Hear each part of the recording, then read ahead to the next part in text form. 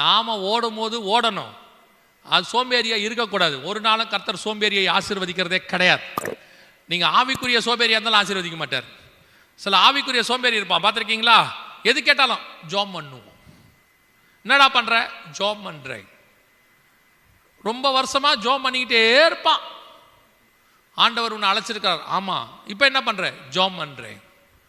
கர்த்தர் வாசல் திறக்கிறதுக்கு ஜாப் பண்ணுறேன். எத்தனை வருஷம்? 15 வருஷம். அவன் கூட வந்தவெல்லாம் பாஸ்ட் ஆகிருப்பான், எவாஞ்சலிஸ்ட் ஆகிருப்பான். எங்கேயாவது வழியில் பார்த்து இப்போ என்ன தம்பி பண்ணுற? ஜாப் பண்ணுறேன். சோம்பேறி பையன். உங்களுக்கு சொல்கிறேன், ஆண்டவர் உன்னை காத்திருக்க சொல்கிறாரா?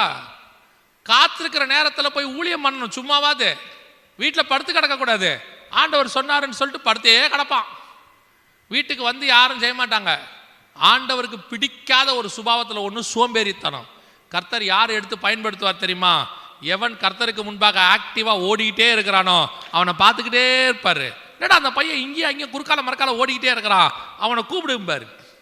எல்லா பையனும் நல்லா சாப்பிட்டு புசித்து குடித்து விளையாடிக்கிட்டு இருக்கிறான் பாளையத்தில்.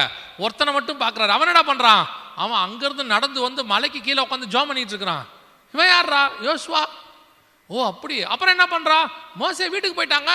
இந்த பையன் நேரம் வீட்டுக்கு போகாமல் போய் ஆசாரிப்பு கூடத்தில் உட்காந்து ஜாம் பண்ணிட்டு இருக்கிறான். ஓ பரவாயில்லையா, நல்ல பையனாக இருக்கிறானே. மோசே போன பிறகு அவனை கூப்பிடுன்னாரு. இல்லைங்க, மோசேக்கு அப்புறம் ஆரோன் பசங்க அவனை கூப்பிட்றா. இவெல்லாம் புசித்து குடித்து விளையாடினவன், அவன் கிரியை செய்தவன். அவனை கர்த்தர் பார்த்து கொண்டே இருப்பார். ஒரு நாள் கர்த்தர் கிரியை செய்கிறவனை தான் கர்த்தர் விரும்புவார்.